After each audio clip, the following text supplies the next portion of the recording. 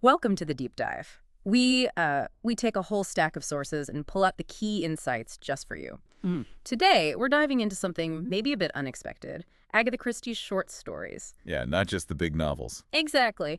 Our mission is to get past the usual whodunit stuff and, really dig into the human nature she explores in these often overlooked little gems. Okay, let's unpack this. What's really fascinating here, I think, is the sheer variety in this collection. You get such different ways of solving problems, different kinds of psychological angles. Right. You've got your classic Hercule Poirot, obviously. But then there are these other characters, like Mr. Parker Pyne, who's all about happiness, and the very mysterious Mr. Harley Quin. He just sort of appears, doesn't he? Pretty much. He sets things in motion for others. You mentioned Parker Pyne. Let's start there. The specialist in unhappiness. That name alone tells you something, right? Absolutely. He's not a detective in the usual sense. He's not really looking for criminals. He's fixing lives. Exactly. He's diagnosing unhappiness, Mhm. emotional problems rather than, actual crimes. Okay, so first story. Problem at Pollensa Bay. Parker Pyne's trying to have a holiday in Majorca. Just wants some peace and quiet. Desperately trying not to be Parker Pyne, specialist in unhappiness. Yeah, but Palma's packed, no rooms. He ends up in this quiet hotel, the Pyne d'Oro, and almost immediately. He spots her, this English woman, Mrs. R. Chester, and it's all about her back. He describes it as rigid, tense, horribly expressive of tears she's holding back. Wow, just from her posture. Just from her posture. He knows she's a potential client. So to try and dodge it, because he is on holiday, he signs the register Christopher Pyne instead of C. Parker Pyne. A little bit of subterfuge there. A little bit. Shows he wants quiet, but, well, he can't really ignore someone suffering right in front of him. But fate intervenes, doesn't it? Mrs. Chester finds him anyway. And her problem, her son, Basil. Right. Basil's engaged to Betty Gregg, and Betty is everything Mrs. Chester dislikes. She's modern. Wears trousers, likes cocktails. Scarlet handkerchiefs. Not the kind of girl Basil has ever admired, according to Mum. Classic generational clash, really. So how does Pyne, the unhappiness specialist, tackle that kind of family mess? Well, this is where Pyne gets interesting. His advice is completely unexpected. He tells Mrs. Chester, basically, that Basil's been too attached to her. Really? Yeah, that she's been squandering her birthright by focusing everything on Basil. And then he hits her with this philosophy. No man or woman is actually himself or herself till after 45. 45, that's specific. It is. He thinks life only gets real significant after that point. It's kind of radical, suggesting true self-discovery comes much later, maybe when those early dependencies change. Okay, quite a thought. So with that in mind, what's his practical solution for Mrs. Chester's Basil problem? This is pure Pyne ingenuity. He hires an actress, a woman named Madeline de Serra. She goes by Dolores Ramona, too, and Maggie Sayers. An accurate. An exotically beautiful one. Her job is to completely sweep Basil off his feet, make him utterly infatuated. Why? Because it works. Basil falls for it, hook, line, and sinker. And the result? Both Mrs. Chester and the original fiancée, Betty, are absolutely horrified by this new woman. They unite against Dolores. So Pyne creates a common enemy. Exactly. But here's the twist. Basil and Betty were in on it all along. What? No. Yes, they hired Dolores themselves, basically, using Pyne's network to manipulate Mrs. Chester into thinking Betty was the lesser of two evils, so she'd approve their marriage after all. That's incredibly manipulative by the young couple. It is. Shows how people can play on prejudices, doesn't it? Pyne sees through it, of course. He warns Basil afterwards about catching Madelonitis. Seems the boy got a bit too charmed by the actress for real. Huh. A lingering side effect. Okay, so from family drama, let's switch gears slightly. The Regatta Mystery. Still Parker Pyne, but this time it's more like a straightforward theft, or seems to be. Right. A diamond, the Morning Star, vanishes during a regatta fair. This guy, Isaac points, makes a bet with Eve Leathern that she can't possibly steal it from him. And then, poof, it disappears right out of her handbag. Seems impossible. Yeah. How does Pyne figure this one out? Well, the first key is realizing it wasn't really a theft in the way Points imagined. It was a setup, a trick. Eve Leathern is actually a known jewel thief, Maria Amalfi. Ah, an alias again. Exactly. She and her gang planned it. They had a fake diamond, a paste replica, the real diamond, stuck to the underside of a waiter's tray with chewing gum. Chewing gum? Seriously? Seriously. Pure misdirection.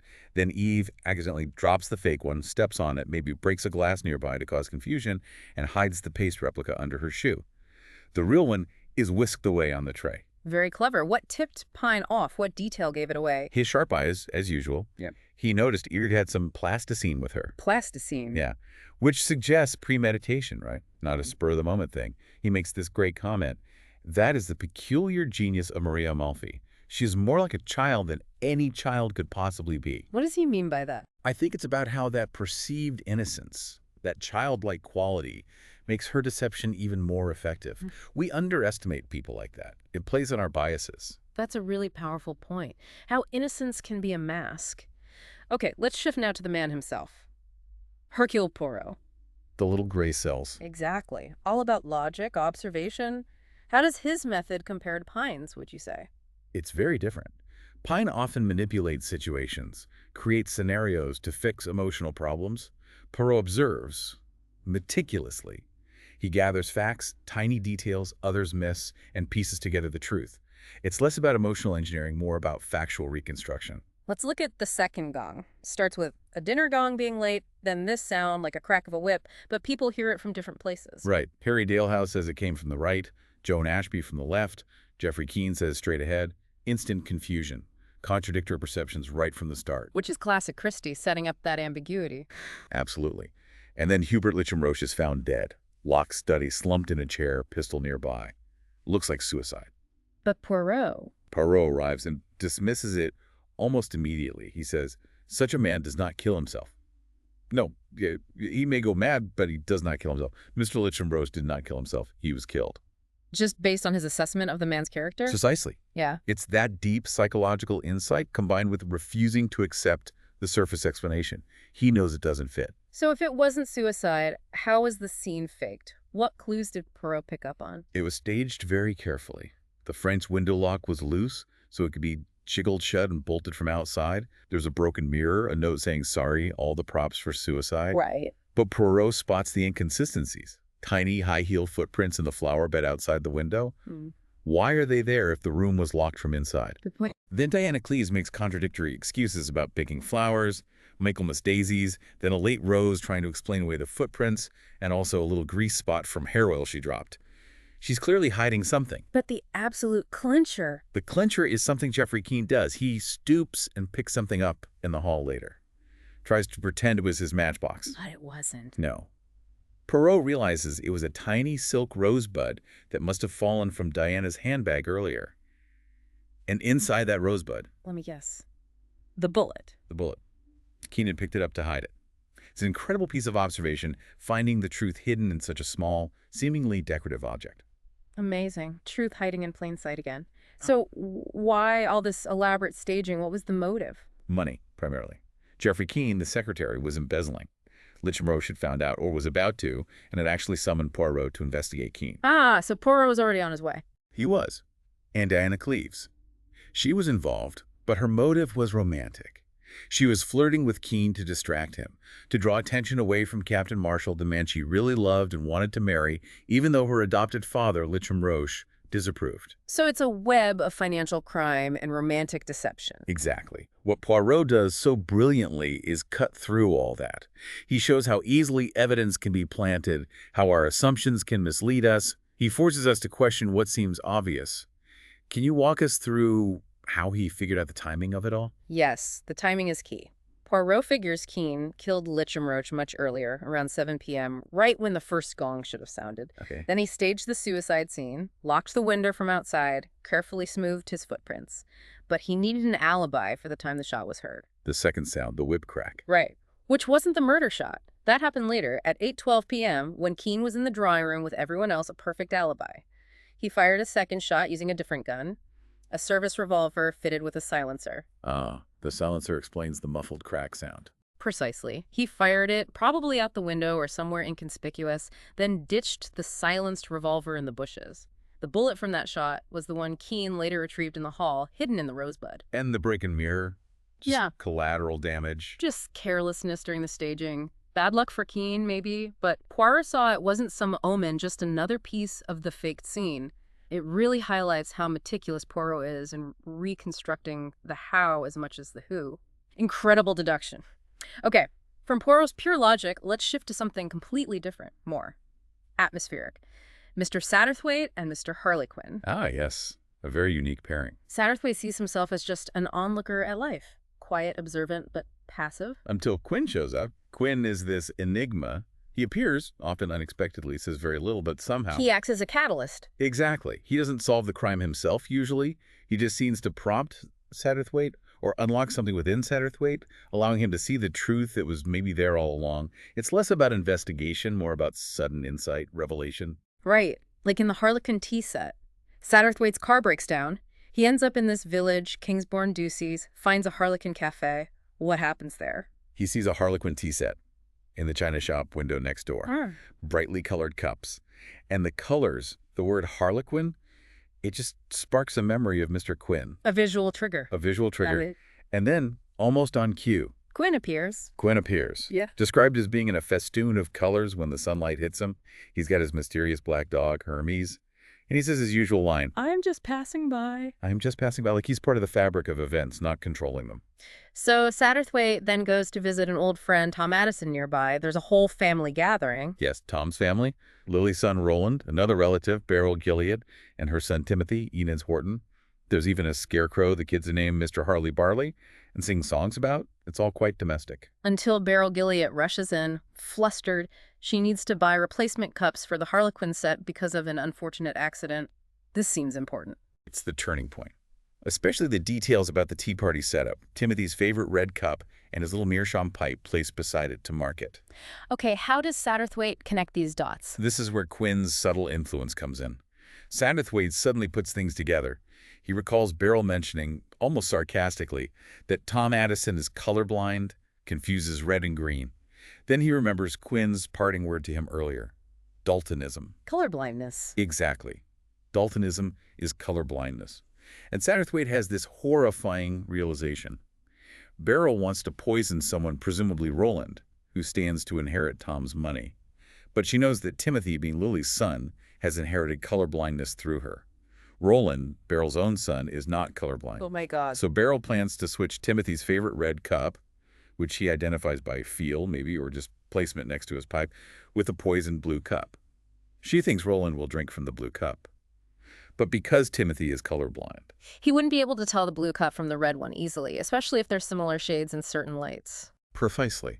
Or he might just grab the cup in the usual spot. Beryl thinks she's targeting Roland, but because of the colorblindness she knows about, her poison cup is actually set up for Timothy. Satterthwaite figures it out just in the nick of time. That is chilling. Using someone's physical trait, their vulnerability, as the mechanism for murder. It's incredibly dark, and it shows how deep these stories go beyond just puzzles. What happens after Satterthwaite stops it? Beryl gets away, apparently. The family hushes it up to avoid scandal, and Satterthwaite gets a message delivered by Hermes the dog, just initials. HQ, congratulations to our next meeting. Confirmation from Quin. He sparked the insight. He sparked it, but Satterthwaite saw it. Quin just nudged him. Let's stick with Satterthwaite and Quin for the love detectives. Satterthwaite's with Colonel Melrose, and news arrives. Sir James Dwighton murdered. Blunt instrument, a bronze Venus statue. Right, but the situation is immediately bizarre. Both the wife, Lady Laura Dwighton, and her lover, Paul de Langua, confess to the crime. Both of them. Why? Each is trying to protect the other. But here's the thing. Their confessions don't match the facts. Laura says she shot him. Paul says he stabbed him, but he was bludgeoned. So they're confessing based on weapons found nearby, not what actually happened. Exactly. It's this strange, twisted form of devotion. They're so desperate to save the other person, they confess to a crime they didn't commit in the way they describe. The truth of the murder method is irrelevant to them. Protecting the loved one is everything. Wow. Talk about complicated emotions. And there's more confusion with faked evidence, right? A clock? Yes, a big enamel clock found stopped at 6:30, supposedly the time of death. But Colonel Melrose is suspicious as it feels too damned convenient. And he's right, isn't he? What was the real plan? The real plan was incredibly clever and devious. Laura and Paul did kill Sir James, but then they messed with the time. They set that big clock forward to 6:38. But they also found Sir James's pocket watch, a distinctive silver one, shaped like a golf ball. They set that watch back to 6.15 and smashed its glass, making it look like it stopped when he was killed, maybe during a struggle. Why the two different times? To frame the valet, Jennings. Jennings had a rock-solid alibi from 6:2 p.m. to 7:00. If a crime happened at 6:30, The time on the big clock, Jennings is clear. But if it happened at 6.15, the time on the smashed watch. Then Jennings looks guilty because it was before his alibi started. Exactly. It's a brilliant manipulation of time to create a false window of opportunity for the valet. So how does Satterthwaite see through this one? What's the key? Again, it's a tiny physical detail. Satterthwaite finds a fragment of curved glass from the smashed pocket watch, not near the body, but in the fireplace grate. In the fireplace? What does that signify? It proves the watch wasn't smashed accidentally in Sir James's pocket during the murder. It must have been opened deliberately, the time changed, the glass smashed, and then perhaps the fragment flicked away, landing in the fireplace. It exposes the entire setup. The small detail destroys the big lie. Classic. And Yeah. Quin's role here, still subtle. Very subtle. He just gently prompts Satterthwaite to think about time, about clocks going forward and back. Just a nudge. But Quin reveals his deeper motive later. It wasn't really about saving the lovers, Laura and Paul. Yeah. He says, "Oh, not those two, the others. Perhaps you didn't notice the lady's maid? She wasn't wearing blue brocade or acting a dramatic part, but she's really a very pretty girl, and I think she loves that man Jennings very much. I think that between you, you'll be able to save her man from getting hanged." So Quin's concern was for the truly innocent parties caught in the crossfire, the valet and the maid who loves him. Exactly. It adds another layer. Quin is often looking out for the overlooked, the quiet figures in the drama. These stories really do push beyond the puzzle, don't they? Let's talk about some that are almost entirely focused on emotion, on relationships, sometimes quite painfully so. Yes, these ones often feel less like mysteries and more like character studies, exploring choices made under pressure, loyalty, betrayal, and the deep impact of our connections, even with animals. Like in Next to a Dog, we meet Joyce Lambert. She's desperate for work, but it's not even for herself, it's for her dog. Her elderly wire-haired terrier, Terry, she clearly adores him, calls him the darlingest dog in the world.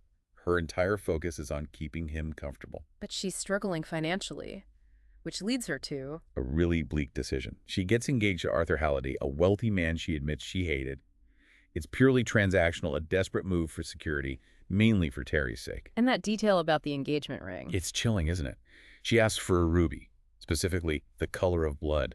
It screams resentment, a kind of internal violence against the situation she's forced into. And Halliday, he seems to almost enjoy her dislike of him. It's a very dark dynamic. Then tragedy strikes. The dog, Terry. He falls from a rotten windowsill. It's an accident, but he's fatally injured. Joyce's grief is overwhelming. But amidst that awful grief, something shifts, doesn't it? A moment of connection. Yes, this is the emotional turning point. A complete stranger, an elderly man named Mr. Allaby, helps her. And he doesn't offer platitudes. He shares his own experience. He tells her he also lost a dog he loved, and he understands her pain. He says, pretty rotten to have to carry on as though nothing had happened. Genuine empathy. Exactly. Real, shared understanding. It's such a stark contrast to Halliday's possessiveness and emotional cruelty. That moment of kindness seems to give her strength. And it leads to her big decision. Terry's death is the final straw. It breaks whatever hold Halliday's financial security had on her. She confronts Halliday, breaks off the engagement. There's this amazing moment where she laughs unexpectedly, and he's completely routed by it. She finds a resolve, takes a job offer from Mr. Allaby, choosing genuine human connection, even with its uncertainties over that cold, cynical security. It's a powerful story about finding your priorities, isn't it? Choosing authenticity. Definitely. Even through grief. Okay, one last story in this vein. Magnolia Blossom. Another intense relationship drama. Theodora Darrell Theo has just left her husband, Richard. Left him for another man, Vincent Easton. She's seeking freedom, she thinks. But then fate intervenes again. A newspaper headline. A brutal one. Failure of Hobson, Jekyll, and Lucas. Richard's company has collapsed, and despite having literally just walked out on him, Theo feels this pull. Loyalty, obligation. Something makes her turn back. It shows how complex those ties can be, even when you think you've broken them. Absolutely. Yeah. And Richard's reaction when she returns, it's not relief, it's calculation. He confesses he embezzled money and asks her for a favor. A terrible favor. He wants her to go to Vincent Easton, the man she left him for, retrieve incriminating papers, and burn them. But the way he asks, he implies Vincent will only give them up if she Paid a price, used her looks. Yes. He basically suggests she should prostitute herself, or expects that she will have to save him. It reveals so much about his character, his assumptions about her, and about Vincent. He was utterly self-absorbed. Completely. And the climax is devastating. Theo does it. She goes, gets the papers, burns them, comes back exhausted. And Richard's first question, consumed by his own paranoia, is literally asking if she paid him. Did she sleep with Vincent to get the papers? He accuses her outright. That's horrifying. That's his immediate assumption. It's the moment the scales fall from her eyes about who he truly is. And that's when she delivers the final blow. The shocking revelation. She tells him the truth. She had already left him for Vincent days before she knew about his financial ruin. Her return wasn't about saving their marriage. It was some lingering sense of duty, perhaps. But his accusation shatters even that. And her final words. They're chilling. We all have to pay in this life, Richard. For my sin, I must pay in loneliness. For yours, well, you gambled with the thing you love and you have lost it. She leaves for good. And the image of the magnolia tree outside dropping its petals, it's just heartbreaking. The end of something that maybe died long before the financial ruin. Died because of character. Wow. Okay, so wrapping up this deep dive, it's clear these short stories offer so much more than just clever plots, right? Absolutely. They're deep explorations of human behavior, how we perceive things, our complex motivations, love, loyalty, greed, self-deception, all of it. It goes way beyond just finding the killer. We've seen how tiny details matter, how people misinterpret things, how unconventional minds like Pyne's work, how observations like Poirot's cuts through lies. Right. And it really raises that question, doesn't it? About how well we truly observe the world around us. How often do we miss the real story because we're stuck on the surface? So thinking about that, what's the takeaway for you listening to this? Maybe it's about applying that Christie-esque lens to your own life sometimes, questioning those first impressions, looking for the hidden motives, maybe even in ourselves. The fascinating thought, the hidden dramas, the real reasons people do things. They're often right there in plain sight if we just learn how to look. Makes you wonder, doesn't it? What seemingly simple problem or situation in your own life might actually have a completely different story underneath. Yeah. And maybe even a hidden solution if you just dig a little deeper.